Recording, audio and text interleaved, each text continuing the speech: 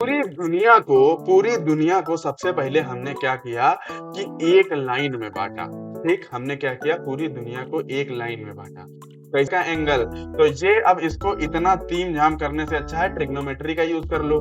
अगर ये ए वाई है तो ये इधर भी ए वाई हो जाएगा, और अगर ये ए वाई हो जाएगा तो ये 90 डिग्री का एंगल हो जाएगा। और जैसे 90 डिग्री का एंगल हो गया, वैसे हमको एक मिनट, पीपीटी उसमें जब पीडीएफ दूंगा तो तुम लोग इसको 80 समझ लोगे। तो ये तो अब भैया यहाँ पर रेक्टेंगुलर कंपोनेंट्स इन 3 डायमेंशन देखना पड़ेगा। हेलो मेरे छोटे प्यारे भाइयों और बहनों, लास्ट लेक्चर में हम लोगों ने वेक्टर के लेक्चर 1 के बारे में बात करी थी। लेक्चर 1 में हम लोगों ने वेक्टर की बेसिक्स के बारे में बात करी थी, और वेक्टर का इनिशियल जितना मतलब वेक्टर के बारे में हम लोग समझ सकते हैं उन सब चीजों के बारे में हम लोग ने बात करी थी। आज हमारा लेक्चर का वेक्टर का सॉरी सेकेंड लेक्चर है, और इसमें अब आज हम लोग कुछ कुछ चीजें पढ़ेंगे जिनको हम यहाँ पर देख सकते हैं कि जो लास्ट टाइम हमने क्या बोलते हैं, जो हमने लास्ट टाइम कॉन्सेप्ट पढ़ा था पैरेललोग्राम लॉ ऑफ एडिशन और ट्रायंगल लॉ ऑफ एडिशन, उस पे बेस्ड कुछ एक आध एग्जांपल्स करेंगे, और रेक्टेंगुलर कंपोनेंट्स के बारे में समझेंगे, और यूनिट वेक्टर के बारे में समझेंगे, और position vector and displacement vector के बारे में समझेंगे। ठीक है, तो मेजर आज ये 4 टॉपिक रहने वाले हैं हमारे इस लेक्चर में। तो बिना किसी समय की बर्बादी के हम लोग स्टार्ट करते हैं अपना आज का लेक्चर।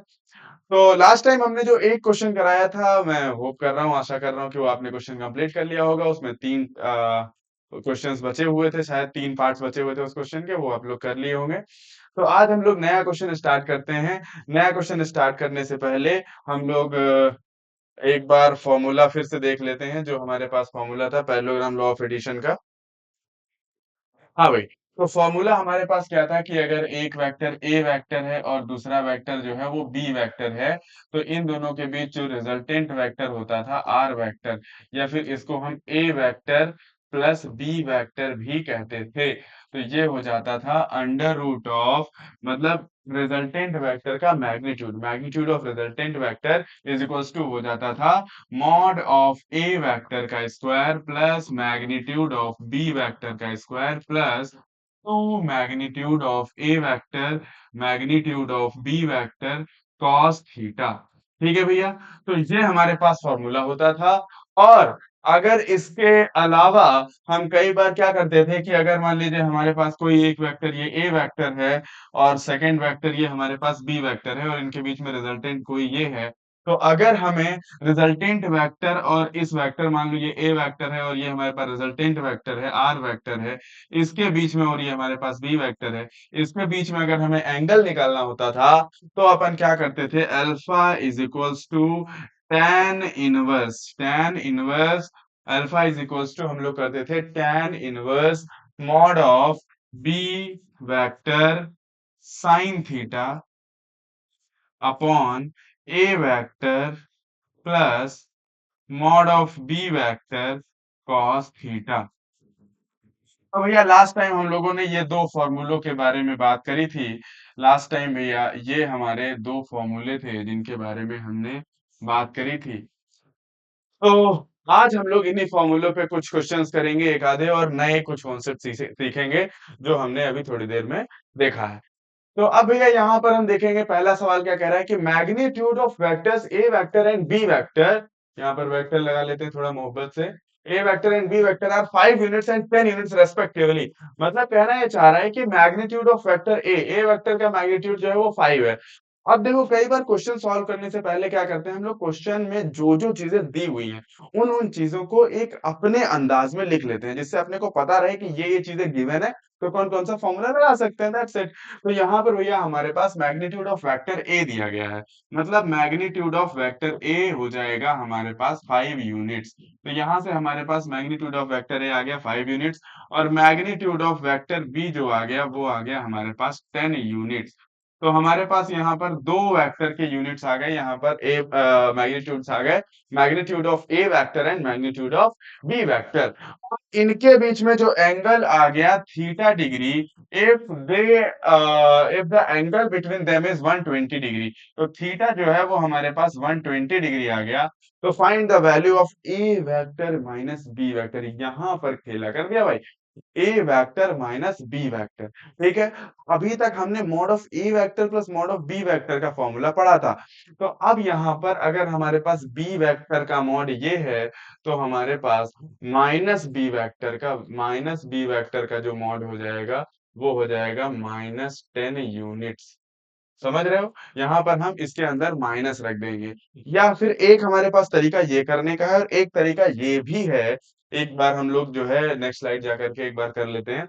एक तरीका हमारे पास ये भी है कि अगर हमारे पास मान लो ए वेक्टर ये है, अगर हमारे पास ए वेक्टर ये है और हमारे पास बी वेक्टर ये है, अब समाज हमसे ये कहना चाह रहा है कि भैया इन दोनों के बीच में ये एंगल थीटा है।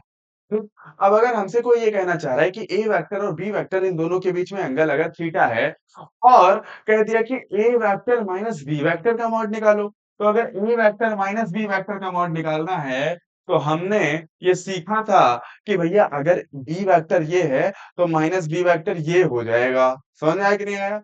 मतलब अगर बी वेक्टर ये है तो माइनस बी वेक्टर ये हो जाएगा, जस्ट उल्टा हो जाएगा, है ना? अगर यू जा रहा है तो जस्ट 180 डिग्री घूम जाएगा। तो अगर बी वेक्टर ये है तो क्या हम ये कह सकते हैं कि माइनस बी वेक्टर इधर की ओर हो जाएगा, तो ये हमारे पास हो जाएगा माइनस बी वेक्टर। और अगर ये हमारे पास माइनस बी वेक्टर हो गया तो हमको समाज ये भी सिखाता है कि भैया दो लाइनें अगर ऐसे सीधी हैं तो इनके बीच में 180 डिग्री का एंगल होगा, तो माइनस बी वेक्टर और ए वेक्टर के बीच में भी 180 डिग्री का एंगल होगा। सॉरी, 180 डिग्री माइनस थीटा का एंगल होगा, कि पूरा अगर 180 हो गया तो ये 180 माइनस थीटा हो गया। तो अगर हमने ये कर लिया तो यहां से हमारे पास ए वेक्टर माइनस बी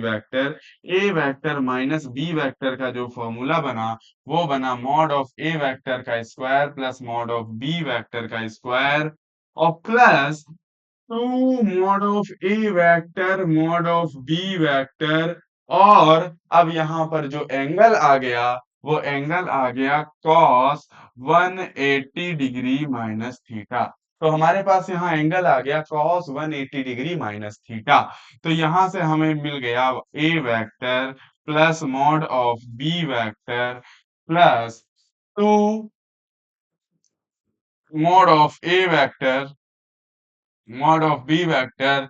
और ट्रिग्नोमेट्री में हमने थोड़ा बहुत सीखा है कि cos 180 degree minus theta, 180 degree minus theta कितना हो जाएगा? माइनस का cos थीटा। ठीक है, ये शायद मुझे सिखाने की जरूरत नहीं है क्योंकि ये आपने ट्रिग्नोमेट्री में सीखा होगा कि cos 180 माइनस थीटा क्या होता है भैया? cos 180 माइनस थीटा होता है माइनस cos थीटा। तो यहां से भैया ये आ जाएगा mod of A vector plus mod of B vector minus, ये माइनस आगे आ गया, और 2 ए वेक्टर और बी वेक्टर, और ये आ जाएगा cos थीटा। तो यहां से भैया हमको ए वेक्टर माइनस बी वेक्टर का मतलब पता चल चुका है। ठीक है भैया, तो यहां से हमें ए वेक्टर माइनस बी वेक्टर पता चल चुका है। तो भैया यहां से आप लोग ए वेक्टर माइनस बी वेक्टर निकाल सकते हैं इस फॉर्मूले से। तो चलो आओ चलते हैं। तो ये जो हमने करा था इसकी कोई जरूरत अब नहीं पड़ेगी, इसकी अब कोई जरूरत नहीं है। अब सीधा सीधा हम फॉर्मूला लगाते हैं। तो फॉर्मूला लगा देंगे A vector minus B vector is equals to under root of mod of A vector plus mod of B vector minus 2 mod of A vector mod of B vector cos theta. ये भैया हमने formula लगा दिया। अब ये formula लगा दिया है, तो जब ये फॉर्मूला लगा ही दिया है तो अब चलो आओ काम कर ही लेते हैं थोड़ा सा। तो अब भैया यहाँ से अगर हमें ए वेक्टर माइनस बी वेक्टर का मॉड निकालना हो, बाय द वे हम इसके मॉड के बारे में ही चर्चा कर रहे हैं, तो भैया यहाँ से हमारे पास आ जाएगा under root of mod of, sorry sorry sorry sorry, यहाँ पर स्क्वायर स्क्वायर छूट गया है। तो मॉड ऑफ ए वेक्टर की वैल्यू हमारे पास आ जाएगी 5 का square, mod of B vector की वैल्यू आ जाएगी 10 का square minus 2 into 5 into 10 into cos। अब बीच में एंगल 120 डिग्री दिया था तो यहाँ पर हम कर देंगे 120 डिग्री। तो अब भैया यहाँ से हमारे पास ये आ जाएगा अंडर रूट ऑफ 5 5 जा 25 प्लस 10 दहम 100 माइनस 5 दूनी 10 दहम 100 इंटू कॉस 120 का वैल्यू होता है कितना, -1/2। तो ये हो जाएगा -1/2। अब भैया यहाँ तक अगर हमें ये बात पता चल चुकी है तो इसको थोड़ा सा आगे बढ़ेंगे और अब इसको सॉल्व करेंगे तो यहाँ से आ जाएगा is equals to under root 25 और 100 हो गया 125। ये 2 से कट जाएगा तो ये हो जाएगा 50। तो माइनस माइनस प्लस हो गया। तो 25 प्लस 100 प्लस 50। तो यहाँ से ये आ गया 175 का अंडर रूट। ठीक है। और 25 7 जा 125 होता है तो ये आ जाएगा 5√7 यूनिट्स। तो भैया हमारे पास ये आंसर आया 5√7 यूनिट्स। ठीक है। तो यहां से हमारे पास इस सवाल का सॉल्यूशन कुछ ऐसा बनेगा। ठीक है। तो इस सवाल में सिर्फ इतना ही पूछा गया था कि magnitude of vector A vector and B vector are 5 units and 10 units respectively. तो if the angle between them is 120 degree, find the angle of mod of A vector minus B vector. तो यहां से हमने A vector minus B vector find out कर लिया है। अब भैया अगर नेक्स्ट बात पे चलें, अगली बात देखते हैं, ये वाली है। अगला सवाल यहाँ पर हमें दिया गया है, two vectors of 10 units and 5 units makes an angle of 120 degree. दो वेक्टर हैं, ओके ईच अदर, हाँ ठीक है। तो अगर दो वेक्टर हैं हमारे पास, एक वेक्टर का मॉड जो है, अब फिर से वही बात कि जो जो चीजें हमें पता है उनको लिख लेते हैं। तो इफ 10 यूनिट्स एंड 5 यूनिट, तो पहला वेक्टर आ गया 10 यूनिट्स और दूसरा वेक्टर आ गया mod of B vector is equals to 5 units and angle 120 with each other. तो भैया इनका जो थीटा है वो आ जाएगा 120 डिग्री। ठीक है। Find the magnitude and angle of resultant with vector of 10 unit magnitude. तो find the magnitude and angle of resultant with vector of 10 unit. तो भैया इसका मतलब क्या हुआ कि magnitude and angle of resultant क्या कह रहा है कि मैग्नीट्यूड और angle of resultant with vector 10 unit magnitude. ठीक है। तो अब कहना चाह रहा है कि इन दोनों का अपने को निकालना है रिजल्टेंट। तो पहले इन दोनों का रिजल्टेंट निकाल लो। तो आओ भैया इन दोनों का रिजल्टेंट निकालते हैं। तो रिजल्टेंट क्या होता है भैया, ए वेक्टर प्लस बी वेक्टर। तो अब अगर ए वेक्टर प्लस बी वेक्टर निकालेंगे तो अंडर रूट लगा देंगे और ये हो जाएगा मॉड ऑफ ए वेक्टर का square plus mod of B vector का square plus 2 mod of A vector mod of B vector cos theta. तो यहां से भैया हमारे पास हो जाएगा अंडर रूट। अब अंडर रूट लगाया और मॉड ऑफ ए वेक्टर का वैल्यू रखा 10 यूनिट है तो ये भैया हो गया 10 square plus mod of B vector का वैल्यू हो गया ये 5 square plus 2 into 5 into 10 into cos 120। ठीक भैया। ये क्या हो गया cos 120। तो यहां से भैया ये आ गया अंडर रूट। तो चलो भैया लिखो। तो यहाँ 10 का स्क्वायर हो गया 100 और 5 का हो गया 25 प्लस 5 दूनी 10 दाम 100। तो ये हो गया 100 इंटू ये आ गया हमारे पास 120 होता है -1/2। तो ये आ गया 50। तो यहाँ से हमारे पास आ गया अंडर रूट। यहाँ से हमारे पास आ गया अंडर रूट। तो ये हो गया 100 प्लस 25। तो ये हो गया भैया हमारे पास 125 और ये आ गया -50। तो यहां से हमारे पास 125 -50 आ गया। तो इज इक्वल्स टू लगाया तो यहां से भैया ये आ जाएगा 125 -50 तो यानी कि अंडर रूट का 75। तो यहां से भैया हमारे पास अंडर रूट का 175 यूनिट्स जो है ये आंसर हमारे पास आ गया अंडर रूट का 75 यूनिट्स। तो भैया अब यहाँ देखो कि अगर अंडर रूट का 75 यूनिट्स हमें यहाँ पर मिल चुका है तो अब चलते हैं दूसरी बात की तरफ कि angle of resultant with vector of 10 unit, मतलब 10 यूनिट का जो वेक्टर है उसके साथ एंगल ऑफ रिजल्टेंट क्या होगा। देखो वही बात आ गई जो बात हमने यहाँ पर करी थी अभी थोड़ी देर पहले। ये बात हमने जो यहाँ पर करी थी कि अल्फा मतलब रिजल्टेंट के साथ ए वेक्टर यानी कि 10 यूनिट वाले वेक्टर का रिजल्टेंट के साथ एंगल पूछ रहा है। तो अब यहाँ पर बस गौर करने वाली बात क्या है जो हमने लास्ट वीडियो में लास्ट लेक्चर में भी हमने बोला था वो गौर करने वाली बात बेटा बस इतनी सी है कि अगर यहाँ पर देखो कि हमें ए वेक्टर के साथ एंगल निकालना है, अगर हमें ए वेक्टर के साथ एंगल निकालना है तो ए वेक्टर का यूज इस जगह पर होगा और जो बचा वेक्टर है उसका यूज इस जगह पर होगा। समझ गए नहीं समझ गए? तो अब आओ करते हैं यूज। तो हमारे पास ये वाला सवाल था। हाँ भाई ये वाला सवाल था। तो अब इसमें हम अल्फा का फॉर्मूला लगाएंगे। तो अल्फा इज इक्वल्स टू हो जाएगा mod sorry tan inverse mod of B sine theta upon mod of A plus mod of B cos theta. ठीक भैया। तो यहां से हमको ये बात पता चल गई mod of B sine theta upon mod of A plus mod of B cos theta. ठीक है ये बात हमें पता चल गई। तो यहां से अब हमको एक चीज ये पता चल जाएगी कि अल्फा इज इक्वल्स टू यहां से alpha is equals to tan inverse ये आ गया।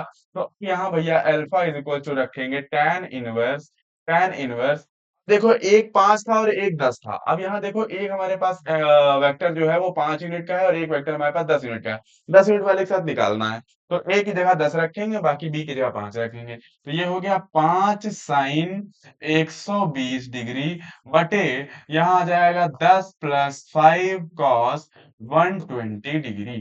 तो अब यहां से भैया आ गया ये tan 1 5 sin 120 की वैल्यू क्या होती है? sin 120 की वैल्यू होती है √3/2।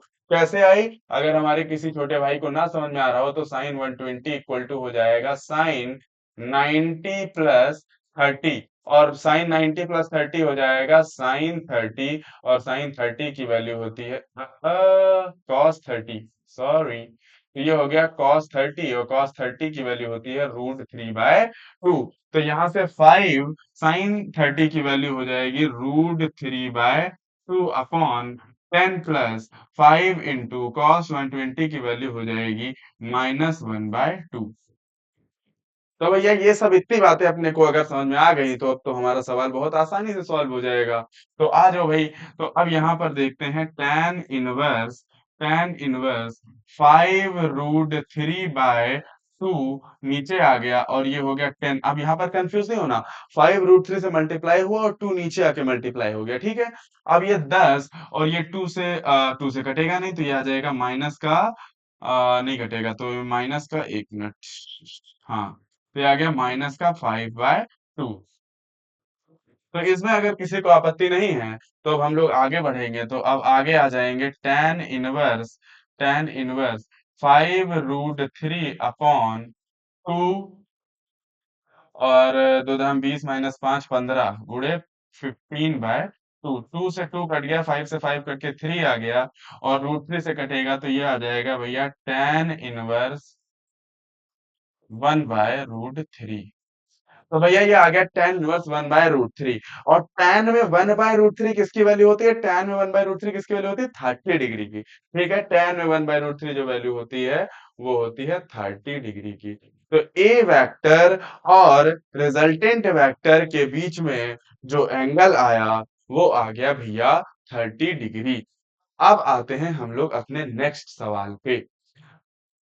तो भैया नेक्स्ट सवाल ये है। नेक्स्ट सवाल पे आने से पहले हम लोग एक दो बातें समझेंगे। अगर अपने पास अपन कॉपी पेन लेकर के बैठे हैं, अगर कॉपी पेन लेकर के बैठे हैं तो अगर अपने पास यहाँ पर कॉपी पेन है तो अब हम लोग दो तीन पॉइंट्स लिखेंगे, दो तीन इंपॉर्टेंट पॉइंट्स लिखेंगे एडिशन ऑफ वेक्टर के बारे में।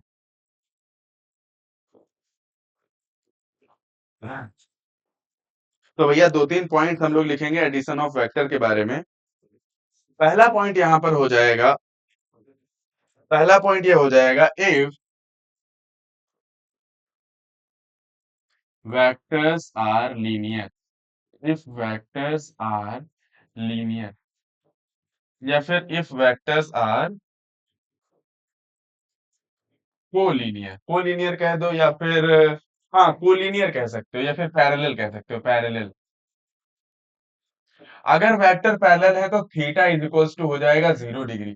वेक्टर पैरेलल होने का मतलब है दोनों वेक्टर एक साइड है, एकदम एक साइड वेक्टर से दोनों। तो अब वो वेक्टर डायरेक्ट जुड़ जाते हैं। इसका मतलब क्या है कि जो वेक्टर आर वेक्टर होगा वो डायरेक्ट जुड़ जाएगा mod of A vector plus mod of B vector. इसको कुछ ऐसे भी लिख सकते हैं, mod of A vector plus B vector is equals to mod of A vector plus mod of B vector. इसको ऐसे लिख सकते हैं, अगर mod of A vector plus B vector हो जाए तो इसको mod of A vector plus mod of B vector भी कह सकते हैं। अच्छा, दूसरा इंपॉर्टेंट पॉइंट क्या है, दूसरा इंपॉर्टेंट पॉइंट क्या है, if vectors are anti parallel, anti parallel, अगर वेक्टर्स एंटी पैरेलल हैं तो थीटा इज इक्वल्स टू हो जाएगा 180 डिग्री। तो थीटा इज इक्वल्स टू हो जाएगा 180 डिग्री। तो यहां से भैया आ जाएगा हमारे पास, अगर दोनों मतलब एक इधर की ओर जा रहा है और एक इधर की ओर जा रहा है, एंटी पैरेलल मतलब एक आगे की ओर जा रहा है एक पीछे की ओर आ रहा है, एक वेक्टर आगे की ओर जा रहा है एक वेक्टर पीछे की ओर आ रहा है। तो अगर हमारे पास वेक्टर्स जो है वो एंटी पैरेलल हैं तो वो डायरेक्टली सब्सट्रैक्ट हो जाएंगे। मतलब mod of A vector plus B vector, ये हो जाएगा mod of A vector minus mod of B vector. समझ गया भैया? मतलब mod of A vector minus mod of B vector वो डायरेक्ट एक दूसरे से सब्सट्रैक्ट हो जाएंगे। ठीक भैया। अब यहाँ पर अगर हमारे पास तीसरी बात एक है, जो तीसरा एक इंपॉर्टेंट पॉइंट है, ये सब इंपॉर्टेंट पॉइंट है जो आगे अपने को शॉर्टकट की तरह यूज करने हैं, फटाफट काम हो जाए। ठीक है, तीसरी बात क्या है कि if vectors are perpendicular, if vectors are perpendicular, अगर आपको ये बात हजम नहीं हो रही है, जो बात मैं कह रहा हूं, अगर आपको ये बात हजम नहीं हो रही है तो इस बात को क्या करना है, कुछ नहीं, बहुत सिंपल, थीटा की जगह उसी फॉर्मूले में जीरो रख के देख लेना, ये आ जाएगा। थीटा की जगह 180 रख के देख लेना, ये आ जाएगा। जो अगली बात कह रहा हूं, if vectors are perpendicular, if vectors are perpendicular, अगर वेक्टर्स जो हैं वो परपेंडिकुलर हैं, माने जो थीटा है वो 90 डिग्री का है, क्या है, थीटा जो है वो 90 डिग्री का है, तो mod of A vector plus mod of B vector जो होगा वो हो जाएगा under root of mod of A vector का square plus mod of B vector का स्क्वायर। ये पाइथागोरस फॉर्मूले के हिसाब से जोड़ दिए जाएंगे। ठीक है भैया। अच्छा, अब अगर चौथा एक सबसे लास्ट जो हमारे पास इंपॉर्टेंट पॉइंट है, और ये बहुत काम आता है, मैक्सिमम जगहों पे बहुत काम आता है, बहुत मजेदार बात ये है कि भैया if vectors, if magnitude, magnitude of vectors are equal,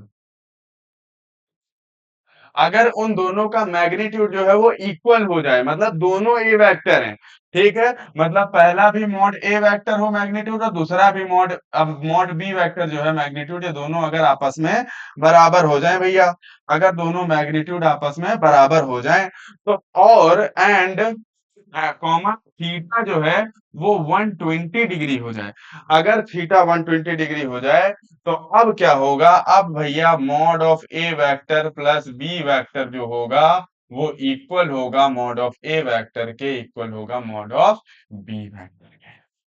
समझ गए? अगर दोनों के मैग्नीट्यूड इक्वल हैं और उनके बीच में एंगल 120 डिग्री है, मतलब समझ रहे हो, अगर दोनों के मैग्नीट्यूड इक्वल है और उनके बीच में एंगल 120 डिग्री है, तो इसका मतलब क्या है, रिजल्टेंट का मैग्नीट्यूड भी उन दोनों के इक्वल ही आ जाएगा। तो ये भैया यहाँ पर एक और बात समझ में आ गई। चलो भैया, तो अगली बात देखते हैं। अगला क्या है, two vectors of equal magnitude two are an angle of 60 degree, two vectors of equal magnitude 2 are at angle of 60 degree to each other। एक सवाल शायद अपना छूट चुका है ना?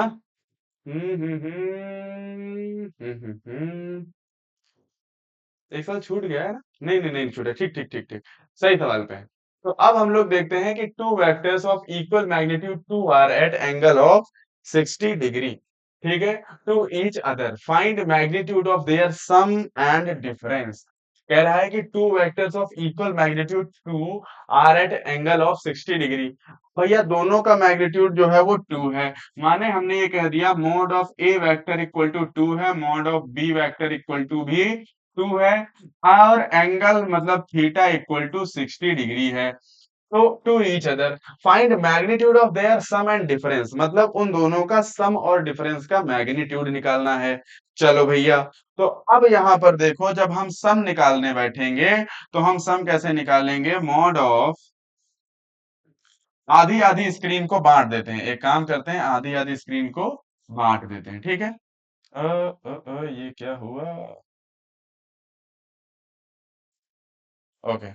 तो आधी आधी स्क्रीन को, आधी इधर आधी उधर, इधर सम निकालेंगे, उधर सब्सट्रैक्शन निकालेंगे। तो mod of A vector plus B vector जो होगा, mod of A vector plus B vector जो होगा, वो हो जाएगा under root of mod of A vector का square plus mod of B vector का square plus two mod of A vector mod of B vector cos theta. ये हो गया। तो भैया यहाँ से हमारे पास mod of A vector plus B vector का इज इक्वल्स टू आ गया under root of mod of A vector plus mod of B vector plus mod of A vector B vector cos theta. ये important formula हमने यहाँ पर लिख लिया। A mod of ए और मॉड ऑफ बी की जगह पे हम वैल्यूज रखेंगे, तो अंडर रूट लगाया, तो यहाँ पर आ गया टू स्क्वायर प्लस 2 और ये हो गया cos 60। अब भैया यहाँ से ये टू टू द फोर, तो ये हो गया 4 + 4 + 8, 2 to the 8 into cos 60। cos 60 की वैल्यू क्या होती है भैया, √3/2। cos 60 की वैल्यू क्या होती है, √3/2। तो यहाँ से ये गया, तो ये आ गया 4, तो ये आ गया √8 + 4√3। ठीक है, तो ये आ गया भैया हमारे पास एडिशन ऑफ वेक्टर। अगर इसको थोड़ा सा और सॉल्व करने की कोशिश करें, तो इसमें क्या कर सकते हैं, 4 कॉमन ले लो, बाहर निकल लो, तो ये आ जाएगा 2 √2 + √3। ये भी एक इस पे आंसर हो सकता है, ये भी इस पे एक बात की जा सकती है। अच्छा, और एक बार देख लो इसमें कोई गलती तो नहीं हुई है, ठीक है। 2 टू द 4 cos 60 की वैल्यू होती है √3/, ये गलती हो गई यहाँ पे। cos 30 की वैल्यू होती है √3/2, तो यहाँ पर ये cos 60 की वैल्यू होती है 1/2। तो ये पूरी बात गलती हो गई यहाँ से। तो यहाँ से वही मैं सोचूं कि ये यार थोड़ा गड़बड़ हो गया, तो यहाँ पर ये आ गया +8 इंटू cos 60 की वैल्यू होती है 1/2, तो ये आ गया √4 × 4 = 8 और 4 = 12, √12, तो ये आ जाएगा 2√3। ये आ गया भैया इसमें आंसर हमारे पास। अच्छा, अब इसके बाद हम लोग आते हैं इधर बात करते हैं। ठीक है, अब इधर हमारे पास आ गया A vector minus B vector की बात करना है। तो A vector minus B vector के लिए अंडर रूट लगाया, मॉड ऑफ ए वेक्टर का square plus mod of B vector का स्क्वायर -2 ए वेक्टर का मॉड बी वेक्टर का मॉड, और ये आ गया cos थीटा। इस फॉर्मूले के बारे में अभी थोड़ी देर पहले हम लोग बात कर चुके हैं। तो अब यहां से आ गए भैया अंडर रूट ए वेक्टर का स्क्वायर 2×4 प्लस 2×, ये बी का स्क्वायर है, तो 2×4 -2 × 2 × 2 गुणे cos 60 का वैल्यू भी 1/2 पहले की तरह, ये कट गया, तो ये आ गया अंडर रूट 4 + 4 + 2 सॉरी -4, तो ये आ गया 4 से 4 ये कट गया, तो ये आ गया अंडर रूट 4 = 2 यूनिट्स।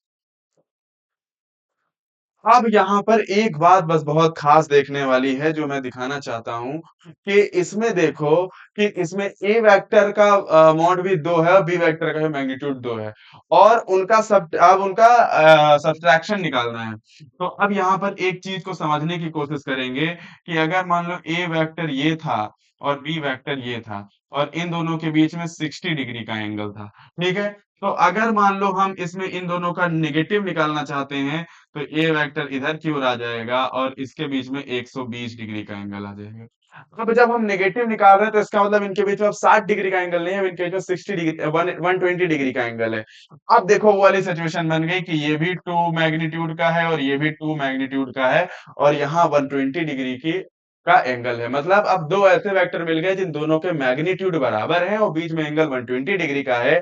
तो इसका मतलब क्या हुआ कि उनका जो रिजल्टेंट होगा, वो रिजल्टेंट भी 2 मैग्नीट्यूड का ही होगा। तो देखो भैया रिजल्टेंट भी इनका 2 यूनिट का ही आया। समझ गए नहीं समझ गए, जो हमने पिछले वाले क्वेश्चन में स्पेशल केस डिस्कस किया था। चलो भाई, तो अब आगे बढ़ते हैं। तो यहां तक हम लोगों ने कुछ क्वेश्चंस की बात करी, अच्छे अच्छे क्वेश्चंस की बात करी। अब हम लोग आगे बढ़ेंगे और यहाँ पर resolution of vectors into its component की बात करेंगे। तो भैया अब रेजोल्यूशन ऑफ वेक्टर क्या होता है? रेजोल्यूशन ऑफ वेक्टर, तो अब रेजोल्यूशन ऑफ वेक्टर समझने से पहले हम लोग एक आध कुछ छोटी छोटी बातें करेंगे और उन बातों में हम कुछ ऐसी चीज देखते हैं कि जैसे मान लो अगर हमारे पास कोई एक ऐसा है, कुछ मान लो ऐसी एक नदी है। कल जो हम लोग ऐसे डिस्कस कर रहे थे, मतलब जब हम लोग पिछली क्लास में जब हम लोग डिस्कस कर रहे थे, एक नदी है और इधर एक रोड है, इधर एक ही रोड है।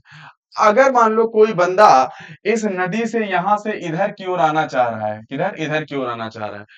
अब अगर हम तुमसे कहें कि ये बंदा नदी से कितना दूर आया है, नदी से ये बंदा कितना दूर आया है, तो तुम कहोगे भैया नदी से कुछ इतना दूर आया है, ए डिस्टेंस। अगर मान लो ये पूरा एक्स डिस्टेंस का है तो नदी से कुछ ए डिस्टेंस दूर आया है। अगर हम कहें ये बंदा रोड से कितना दूर गया है, तो तुम कहोगे भैया ये बंदा रोड से बी डिस्टेंस गया है। तो अगर इधर से ए डिस्टेंस गया है, इधर से बी डिस्टेंस गया है, तो अगर अब देखो हम दो बातें कह सकते हैं एक साथ। या तो हम ये कहें कि ये बंदा इस पॉइंट से बी इधर की ओर गया है। अब हम या तो ये कहें कि ये बंदा इस पॉइंट से मतलब पुल से एक्स दूरी पर किधर भी गया है। ये बात पूरी मजेदार नहीं है क्योंकि इसमें डायरेक्शन नहीं है। हम ये नहीं बता पा रहे कि ये किधर जा रहा है, कितना दूर जा रहा है। लेकिन अगर हम इसी बात को दो टुकड़ों में तोड़ के कहें और हम ये कह दें कि ये बंदा नदी से भैया ए डिस्टेंस दूर गया है और रोड से बी डिस्टेंस दूर गया है। इस बात को अगर हम तोड़ दें दो टुकड़ों में और हम कहें कि नदी से ए डिस्टेंस दूर गया है और रोड से बी डिस्टेंस दूर गया है, इसको हम कहते हैं रेजोल्यूशन ऑफ वेक्टर। मतलब किसी एक वेक्टर को दो टुकड़ों में तोड़ देना, किसी एक वेक्टर को दो टुकड़ों में तोड़ देना और उन दोनों टुकड़ों को अलग अलग जोड़ के लिख देना। और फिर हमने कह दिया कि देखो क्या बात है। समझ गए, नहीं समझ गए? तो यहाँ पर कहने का मतलब है कि अगर ये x है और ये a है और ये b है, तो हम इसको कुछ यूं कह सकते हैं कि ये a नदी से दूर, इस ए नदी से दूर और प्लस बी रोड से दूर बराबर एक्स वेक्टर। समझ गए, नहीं समझ गए? इसको हम ऐसे कह सकते हैं कि भैया ए जो है वो नदी से दूर और बी जो है वो रोड से दूर है, वो बराबर एक्स वेक्टर। समझ गए, नहीं समझ गए? एक चीज को हमने कह दिया कि अब इसी एक्स वेक्टर को दो टुकड़ों में तोड़ दिया। हमने कहा ए नदी से दूर, बी रोड से दूर। अब नदी से ए दूर जाओ और फिर रोड से बी दूर जाओ। समझ गए? पहले नदी से ए दूर जाओ और फिर रोड से बी दूर जाओ और जो पॉइंट मिल जाए वहां पे ये बंदा तुमको मिल जाएगा। समझ में आ गई बात कि नहीं आ गई? तो इसका मतलब क्या हुआ? इसका मतलब ये हुआ कि हम किसी भी वेक्टर को दो तीन टुकड़ों में तोड़ सकते हैं और अगर सारे टुकड़ों को पकड़ के जोड़ेंगे तो हमको ओवरऑल वेक्टर मिल जाएगा। समझ गए? और ये हम क्यों करते हैं ये भी आपको समझ में आ गया होगा। ये हम इसलिए करते हैं जिससे हम अच्छे से वेक्टर की डायरेक्शन को डिसाइड कर सकें। समझ में आ गया, नहीं आ गया? अब जैसे मान लो हमने क्या किया, हमने किसी गेंद को यहां से बल्ले से मारा और जब हम इस गेंद को बल्ले से मारते हैं तो ये गेंद इधर की ओर ऐसे मान लो यूं आ रही है। ठीक है, तो अब हम ये कह सकते हैं कि इस गेंद को हमने इधर की ओर एक वेलोसिटी से मारा, एक वेग से मारा। लेकिन इसको हम कह सकते हैं कि भैया इधर की ओर अलग वेग से मारा और इधर की ओर अलग वेग से मारा। और उन दोनों को जिस दिन जोड़ दोगे उस दिन तुमको ओवरऑल ये वाला वेग मिल जाएगा, वेलोसिटी मिल जाएगी। समझ में आई बात कि नहीं आई? तो इसी तरह से कुछ हम रेजोल्यूशन ऑफ वेक्टर के बारे में बात करेंगे। तो अब यहाँ पर रेजोल्यूशन ऑफ वेक्टर क्या करो, the reverse process of addition of two or more vectors is called resolution of vector. बिल्कुल सही बात इसने बोली। यहाँ पर क्या बोला गया है कि पहले हम क्या करते हैं कि दो वेक्टर को आपस में जोड़ देते थे। अब एक जुड़े हुए वेक्टर को दो वेक्टर में तोड़ देंगे। समझ में आ गई बात कि नहीं आ गई? और जो वो दोनों टूटे हुए पार्ट होंगे वो हमारे पास रेजोल्यूशन ऑफ वेक्टर हो जाएगा। वो जो दोनों टूटे हुए पार्ट होंगे वो क्या, components. The two or more vectors whose combined effect is equivalent to given vector are called components of vector। अब वो जो दो वेक्टर टूट के गए होंगे उन दोनों को हम कंपोनेंट ऑफ वेक्टर कह देंगे। जैसे हम क्या कहेंगे पिछली वाली स्लाइड में कि ये जो ए है ये एक्स का एक कंपोनेंट है और जो बी है ये एक्स का दूसरा कंपोनेंट है। समझ में आ गई कि नहीं आ गई? कि कोई भी वेक्टर अगर है उस वेक्टर को दो टुकड़ों में तोड़ दो और दोनों टुकड़ों में से एक टुकड़े को कह दो पहला कंपोनेंट, दूसरे टुकड़े को कह दो दूसरा कंपोनेंट। तो जो दोनों टुकड़े हैं ये तुम्हारे पास हो जाएंगे वेक्टर के कंपोनेंट। समझ में आ गई बात कि नहीं आ गई? आओ भैया अगली बात पे चलते हैं। तो यहाँ से रेजोल्यूशन ऑफ वेक्टर के बारे में हमें कुछ कुछ बातें समझ में आई कि पहली बात तो एडिशन का उल्टा प्रोसेस होता है वेक्टर्स को तोड़ना, इसको हम कहते हैं रेजोल्यूशन। और फिर उसके बाद जो दो टुकड़ों में टूट गया उन दोनों टुकड़ों को अलग अलग हम कहते हैं कंपोनेंट्स ऑफ वेक्टर। समझ गए? अब उसके बाद रेक्टेंगुलर कंपोनेंट की बात करें। अगर हम रेक्टेंगुलर कंपोनेंट की बात करें तो अब रेक्टेंगुलर कंपोनेंट को जानने से पहले अब हम एक काम करते हैं कि पहले कोऑर्डिनेट्स के बारे में बात कर लेते हैं, ठीक है? अब कोऑर्डिनेट्स क्या होते हैं पहले चलो भैया अब यहां से कोऑर्डिनेट्स के बारे में बात करो।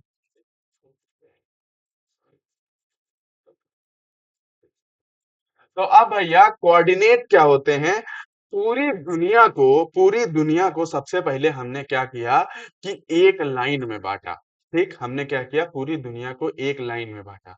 कैसे एक लाइन में बांटा? जैसे हिंदुस्तान पाकिस्तान को एक लाइन में बांट दिया गया, ऐसे ही भैया क्या किया कि पहले दुनिया को जैसे हम यहाँ खड़े थे, हमने कहा कि जितना कुछ इधर आगे वो मेरे पॉजिटिव लाइन में और जितना कुछ पीछे वो मेरे नेगेटिव लाइन में। क्या हुआ? हमने कहा कि जितना कुछ आगे वो मेरे पॉजिटिव लाइन में और जितना कुछ पीछे वो सब मेरा नेगेटिव है। अब हमने क्या किया हम एक पॉइंट पे यहाँ खड़े हो गए। हमने कहा जितना कुछ इधर है वो सब हमारा पॉजिटिव है, जितना कुछ इधर है वो सब हमारा नेगेटिव है। लेकिन अब क्या है कि बातें बहुत अच्छे से डिफाइन नहीं हो पा रही थी। क्यों? क्योंकि हमने कहा कि भैया सामने सीधा सामने कोई एक चीज रखी हुई है लेकिन वो इधर भी रखी हुई वो इधर भी रखी हुई सेम डिस्टेंस पे, तो हम तीनों को अलग अलग डिफरेंशिएट नहीं कर पा रहे थे। अब हमने क्या कहा? हमने कहा अच्छा आगे पॉजिटिव है पीछे नेगेटिव है, ये बात तो हमने क्लियर कह दी। लेकिन अब हम क्या कहेंगे? इधर पॉजिटिव है इधर नेगेटिव है। समझ में आ गई बात? जिसको हम अगर ऐसे समझें तो हम कहेंगे इधर पॉजिटिव इधर नेगेटिव और ऊपर पॉजिटिव नीचे नेगेटिव।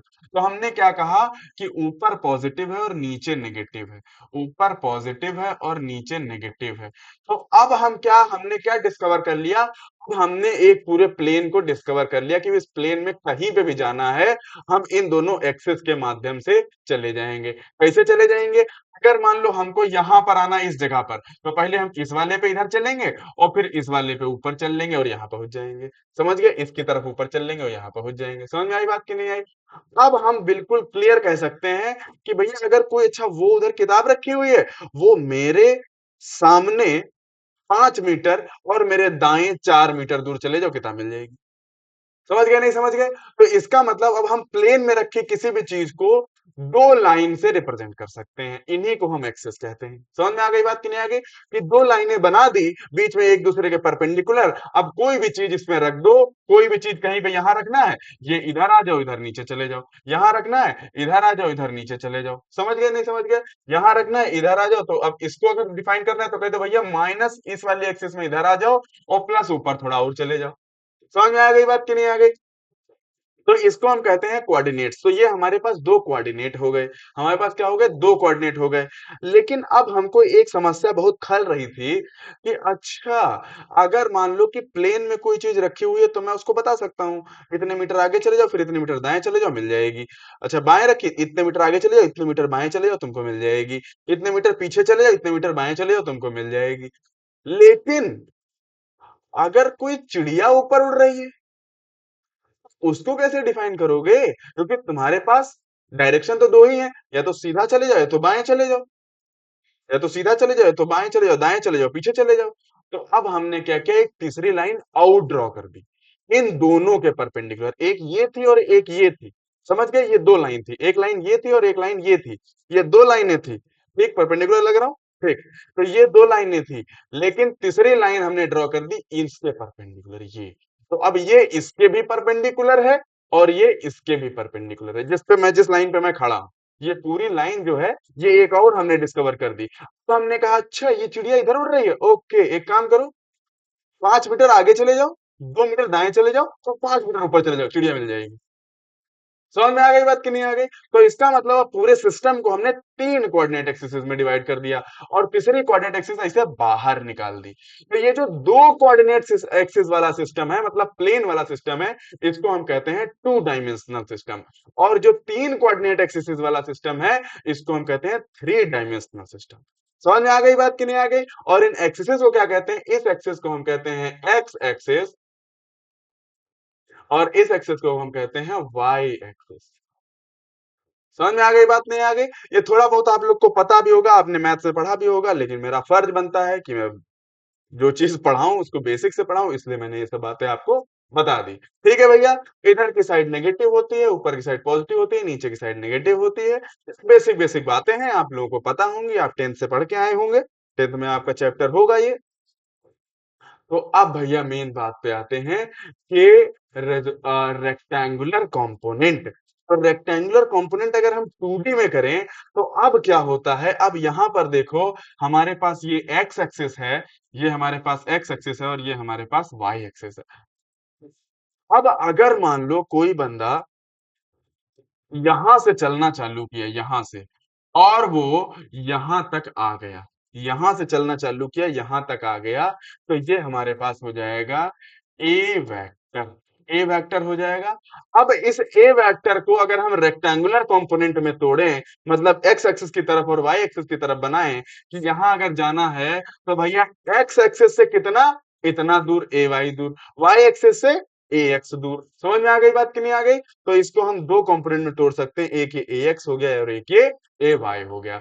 और हम इधर वाले साइड को कहते हैं आई कैप और इधर वाली साइड को कहते हैं जे कैप। अभी इन दोनों के बारे, कैप के बारे में बहुत अच्छी बातें होंगी। अभी बस इतना समझ लो कि एक्स एक्सिस के रिप्रेजेंटेशन को आई आई कैप कहते हैं और वाई एक्सिस के रिप्रेजेंटेशन को जे कैप कहते हैं।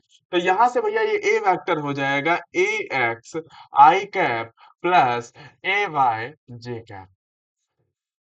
समझ गए भैया नहीं समझ गए? तो ये ए एक्स आई कैप हो गया और ये ए वाई जे कैप हो गया। तो यहां से भैया हमको ए वेक्टर पता चल गया। तो भैया ये ए वेक्टर को हम ऐसे लिख सकते हैं कि ए एक्स आई कैप में जाओ और ए वाई जे कैप में जाओ। जैसे हमने भी पढ़ा था, उधर नहीं देखा था कि ए डिस्टेंस नदी से दूर और बी डिस्टेंस रोड से दूर, उसी तरह से हम यहाँ कह सकते हैं कि ए एक्स जो है वो आई कैप में चलो और ए वाई जो है वो जे कैप में चलो। और ये भैया हो जाएगा हमारे पास ए वेक्टर। तो ए वेक्टर हमारे पास ये हो गया। अच्छा भैया, तो ये बात हमको समझ में आ गई। लेकिन अभी एक बात हमको ये भी है कि अगर मान लो कल को हमें इनको सेम ऐसे ही जोड़ना हो, मतलब हमको ए वेक्टर का मैग्नीट्यूड मॉड चाहिए, तो ए वेक्टर का मॉड क्या करो, सीधा सीधा निकाल दो कि ए एक्स वेक्टर, ये ए एक्स वेक्टर अलग है, ए वाई वेक्टर अलग है। इन दोनों का अगर मॉड एक साथ निकालना चाहो तो मैग्नीट्यूड ऑफ ए वेक्टर जो आ जाएगा, वो क्या आ जाएगा, इन दोनों के बीच में 90 डिग्री का एंगल है, और जब दो वेक्टर के जो 90 डिग्री का एंगल होता है तो उनको डायरेक्ट पाइथागोरस से जोड़ देते हैं। तो भैया इनका जो मैग्नीट्यूड आ जाएगा वो under root of A X के मॉड का स्क्वायर आ जाएगा प्लस ए वाई का जो है स्क्वायर आ जाएगा। मॉड लगाना हो तो लगाओ और ना लगाना हो तो ना भी लगाओ, कोई इसमें बहुत ज्यादा जरूरत नहीं है। जज्बात में आके ज्यादा मिटा देता हूँ। तो ये हो गया ए एक्स स्क्वायर प्लस ए वाई स्क्वायर। अच्छा, तो यहां से भैया mod of A x square और ए वाई स्क्वायर मिल गया आपको? अच्छा, अच्छा तो अब एक काम बेटा फिर और निकाल दो एक बात, कि अगर किसी ने कह दिया बड़े भैया ये जो ए वेक्टर है, अब आपने मैग्नीट्यूड निकाल के पूरा काम खत्म कर दिया, तो हम कहेंगे भैया कैसे खत्म कर दिया? तो अब आप कहोगे भैया ये आपने डायरेक्ट मैग्नीट्यूड निकाल दिया तो डायरेक्शन तो उसकी खत्म हो गई, कम से कम ये ए x i cap a y j cap direction तो बता रहे थे कि इधर एक्स एक्सिस जाना है, इधर वाई एक्सिस जाना है। तो अब क्या करो, अब इसमें इस थीटा की वैल्यू निकाल लो। तो थीटा क्या हो जाएगा? थीटा हो जाएगा भैया, theta is equals to, sorry, ये अभी यहां पर हमको थीटा दिख तो रहा है, लेकिन ये एक्चुअली है अल्फा, याद है अल्फा है, ए एक्स के साथ ए वेक्टर का एंगल। तो ये अब इसको इतना तीम झाम करने से अच्छा है ट्रिग्नोमेट्री का यूज कर लो। अगर ये ए वाई है तो ये इधर भी ए वाई हो जाएगा, और अगर ये ए वाई हो जाएगा तो ये 90 डिग्री का एंगल हो जाएगा। और जैसे 90 डिग्री का एंगल हो गया, वैसे हमको, एक मिनट, पीपीटी उसमें जब पीडीएफ दूंगा तो तुम लोग इसको 80 समझ लोगे। तो ये 90 डिग्री हो गया। तो अब यहां से परपेंडिकुलर अपॉन बेस कर देंगे, तो ये यहां से भैया आ जाएगा tan theta is equal to perpendicular क्या है, ए वाई अपॉन बेस क्या है ए एक्स। तो यहां से भैया हमको tan थीटा का वैल्यू भी पता चल गया। अब हम ये बता सकते हैं भैया एक काम करो कि ये एक्स एक्सिस के साथ थीटा एंगल पे एक वेक्टर डिस्टेंस चल डालो, मॉड ए डिस्टेंस चल डालो, तुम पहुंच जाओगे वहां पे। तो दो तरह से बात करी जा सकती है। तो इस तरह से हम लोग क्या करते हैं, रेक्टेंगुलर कंपोनेंट तोड़ते हैं। अब अगर बात को थोड़ा उल्टा समझो, अब अगर कोई हमसे ये कह दे कि भैया एक चीज हमको ये पता चली है कि एक ए वेक्टर का मॉड ऐसा है, तो अब हमको उसका एक्स एक्सिस वाला कंपोनेंट बता दो। क्या बता दो? एक्स एक्सिस वाला कंपोनेंट बता दो। तो अब यहां से अगर थीटा हमको पता है, तो अब हम यहाँ क्या कर सकते हैं, यहाँ हम कर सकते हैं cos theta is equals to base. Base कितना है? बेस है हमारे पास ए एक्स बटे हाइपो बेस ए एक्स है, हाइपोटेनस क्या है? मॉड ए वेक्टर। तो ये है मॉड ए वेक्टर। तो यहां से भैया जो ए एक्स आ जाएगा वो आ जाएगा मॉड ए वेक्टर कॉस थीटा। ये सब जो बातें बता रहा हूँ ये संजीवनी बूटी दे रहा हूँ। क्या दे रहा हूँ भैया? संजीवनी बूटी। ये पूरे एनएलएम में न्यूटन्स लॉ ऑफ मोशन अभी आएगा, उसमें यूज होगी। और मोशन इन प्लेन में तो बहुत भयंकर तरीके से यूज होगी। इसीलिए कई लोग मोशन इन प्लेन के जस्ट पहले वेक्टर पढ़ाते हैं, लेकिन हम जो है सबसे पहले पढ़ा रहे हैं वेक्टर। ठीक है। अब इसके बाद यहाँ पर साइन थीटा की बात करो, तो यहाँ से ये आ जाएगा sine theta is equals to A y. Sine theta क्या है? साइन थीटा माने परपेंडिकुलर अपॉन हाइपोटेनस। तो a Y upon mod A vector. तो यहां से आ जाएगा a y is equals to mod A vector sine theta. तो यहां से भैया हमको ए वाई की वैल्यू पता चल चुकी है। तो यहां से भैया ए वाई की वैल्यू पता चल चुकी है। तो यहाँ से मेजर मेजर कितनी बातें पता चली कि अगर हमें इस तरह की चीज मिली हो, तो हम यहाँ से ऐसे हम ए वेक्टर का मैग्नीट्यूड निकाल सकते हैं, ऐसे हम टेन थीटा निकाल सकते हैं, माने कि ये एंगल। और अगर हमको ये एंगल पता हो और वेक्टर का मैग्नीट्यूड पता हो, तो हम ए एक्स और ए वाई रेक्टेंगुलर कंपोनेंट्स भी निकाल सकते हैं। और इस स्थिति में हम मॉड ऑफ ए वेक्टर को मॉड ऑफ ए वेक्टर को या फिर ए वेक्टर को ऐसे लिख सकते हैं, mod of A vector cos theta I cap plus mod of A vector sine theta J cap. इस स्थिति में हम वेक्टर को कुछ ऐसा भी लिख सकते हैं। तो यहाँ पर बहुत सारी इंपॉर्टेंट इंपॉर्टेंट बातें आ गई हैं। तो इन सभी इंपॉर्टेंट बातों को समझते हुए अब हम लोग थोड़ा सा और आगे बढ़ने की कोशिश करेंगे। तो भैया आ जाओ अब resolution of vector into rectangular components in three dimension. यहाँ पर अब बात थोड़ी पेचीदा आ गई, क्योंकि टू डायमेंशन समझना तो बहुत आसान है, लेकिन थ्री डायमेंशन में थोड़ा सा जो है समझदारी दिखाने की जरूरत पड़ेगी। तो अब भैया यहाँ पर rectangular components in three dimension देखना पड़ेगा। तो अब थ्री डायमेंशन का मतलब क्या है? थ्री डायमेंशन का मतलब है कि जैसे अभी हमने बात करी थी कि एक प्लेन और प्लेन के बाद ऊपर भी जा रहे हैं। ठीक, अभी हमने बात करी थी ना कि एक सीधा ये और एक ये दोनों, और उसके बाद इसी में ऊपर भी जा रहे हैं। ठीक, ऊपर भी जा रहे हैं। तीन हाथ होते तो मैं बहुत अच्छे समझा लेता। ठीक है, दो ही हाथ है। तो एक ये हो गया और इसमें एक ऊपर भी जा रहा है। ठीक है। तो अब यहाँ पर क्या है, यहाँ पर देखो, इसको अगर आप समझें, जो मैंने यहाँ पर फिगर रिप्रेजेंट किया है, इसमें हमने क्या किया है, इसमें हमने किया है कि एक प्लेन जो है ऐसा बनाया है। एक प्लेन मान लो ये है, और इस प्लेन को बाहर की ओर कुछ यूं निकालने की कोशिश करी है। अगर उसको आप गौर से देखें, तो इस प्लेन को बाहर कुछ यूं निकालने की कोशिश करी है। तो ये क्यूब टाइप का बन गया। ठीक, और ये हमारे पास एक्स एक्सिस हो गई, ये वाई एक्सिस हो गई, और ये इधर नीचे की ओर जेड एक्सिस हो गई। ऐसा कुछ सिस्टम हमारे पास बन के आ गया है। तो अब इसमें हम ये देखेंगे, अब इसमें हम ये देखेंगे कि भैया ये इधर की ओर वेक्टर का ए एक्स ए वाई और ए जेड, ये तीन लोग हैं। अब क्या है कि अब अगर इसका तुम ये वेक्टर बनाओगे, मतलब अगर आप कमरे के एक कोने पे बैठे और डायरेक्ट अपोजिट कोने की बात करें, तो अब उसमें क्या होगा, उस पॉइंट तक कैसे पहुंचेंगे? सबसे पहले हम क्या करेंगे, सबसे पहले अगर हम यहां से चलना चालू करें, तो हम पहले ए एक्स पे चलेंगे, मतलब एक्स एक्सिस पे चलेंगे, और एक्स एक्सिस पे जाने के बाद हम उसके बाद वाई एक्सिस पे चलेंगे इतना, और वाई एक्सिस पे जाने के बाद, या फिर जेड एक्सिस कह लो, और उसके बाद वाई एक्सिस पे चलेंगे, तब हम यहाँ पहुंचेंगे। समझ गए? पहले क्या करो, जब इस कोने से मतलब कमरे के एक कोने से जस्ट अपोजिट कोने पे जाने की कोशिश हो रही हो, तो पहले इधर ये चलो, फिर ये चलो और फिर ऊपर चढ़ जाओ। समझ गए? ये चलो और ऊपर चढ़ो। समझ में आ रही बात मैं क्या कहना चाह रहा हूँ? आप जिस कमरे में बैठे हो उस कमरे में आप इमेजिन कर सकते हो कि उस कमरे के एक कोने से जस्ट अपोजिट कोने पे जाना है, तो पहले उस कोने पे ये, फिर ये और फिर ऊपर। AX, AY और AZ इन तीनों को मिला के जो वेक्टर बनता है उसको हम 3D में रेक्टेंगुलर कंपोनेंट की तरह से फील कर पाते हैं। हम्म, हाँ, तो ऐसा कुछ है। अब यहां से अगर हम बात करें, तो यहां से अगर हम बात करें तो ऐसा कुछ है। तो अब इसमें हम ये कह सकते हैं जो हमारे पास ए वेक्टर है, ये हो जाता है AX I cap plus AY J cap plus AZ K cap. ये हो जाएगा हमारे पास रेक्टेंगुलर कंपोनेंट। समझ गए भैया? तो ये हो जाएगा हमारे पास AX I cap plus AY J cap plus AZ K cap.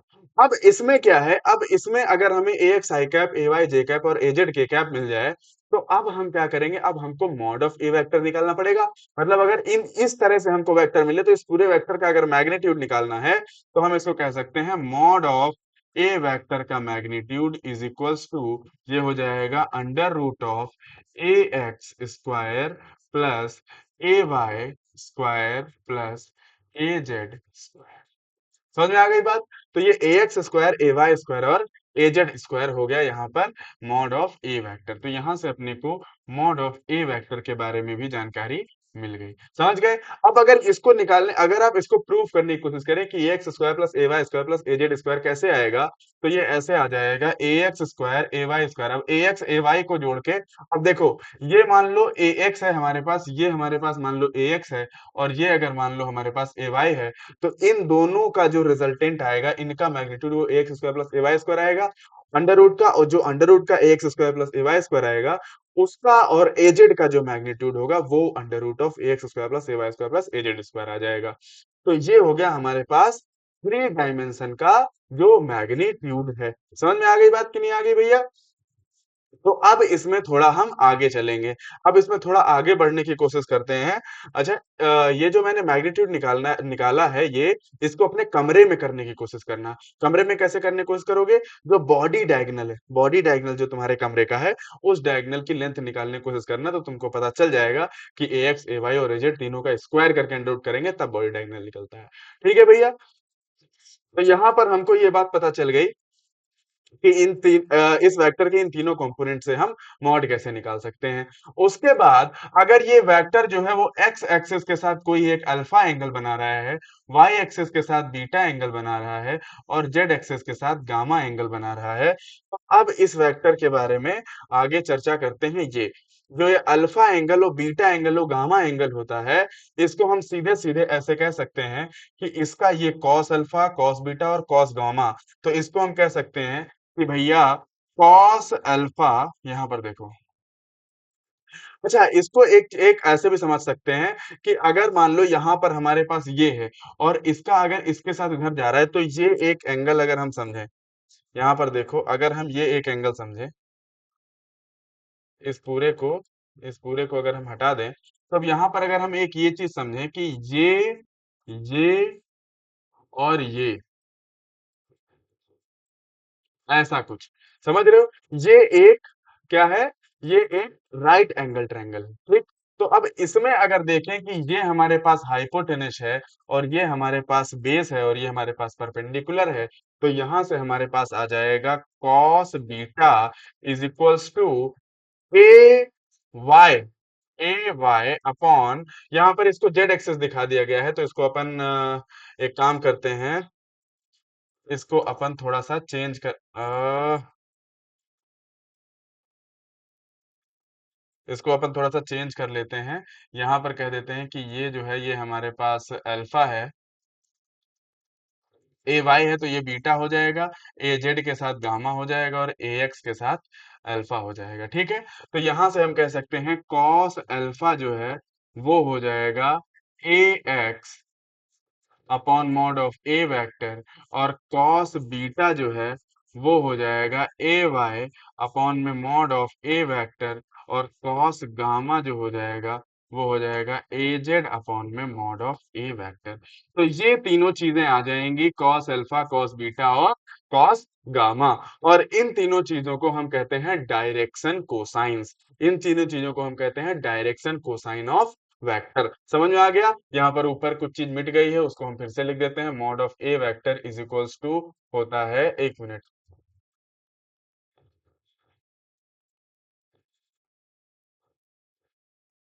इसको हम ये कह सकते हैं कि जो हमारे पास ए वेक्टर था, ये था ए x i cap plus A y j cap plus A Z के कैप।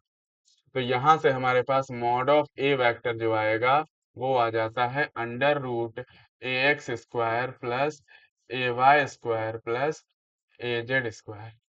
समझ गए भैया? तो ये हमारे पास हो गया मॉड ऑफ ए वेक्टर, और ये तीनों हो गए डायरेक्शन कोसाइंस। समझ में आ गई बात? तो यहाँ पर हमारे पास ये तीनों डायरेक्शन कोसाइंस भी लिखे हुए हैं।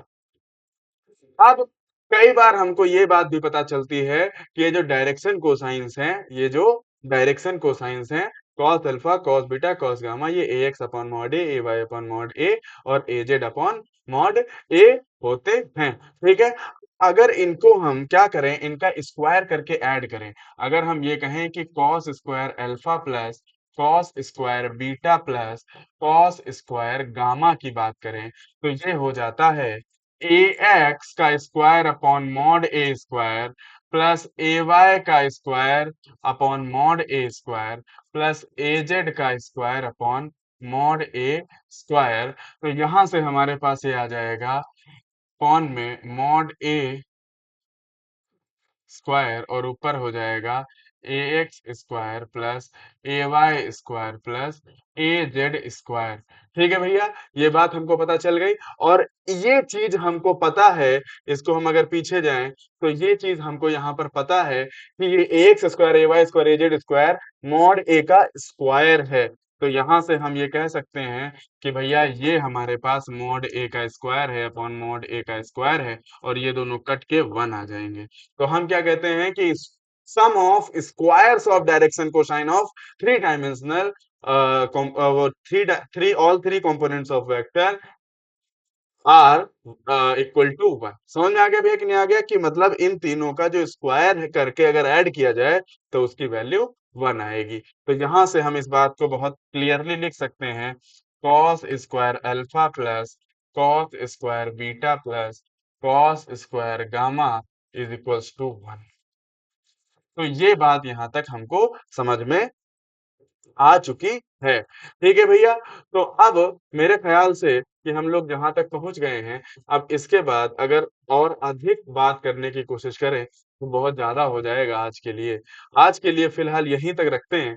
इसके बाद जो ये एक दो बातें और हैं, इनके बारे में नेक्स्ट लेक्चर में हम लोग समझेंगे।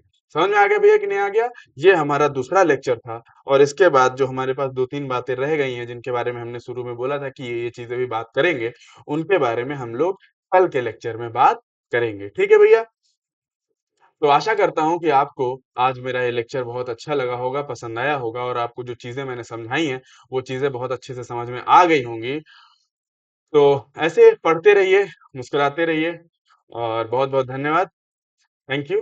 Best of luck, good luck.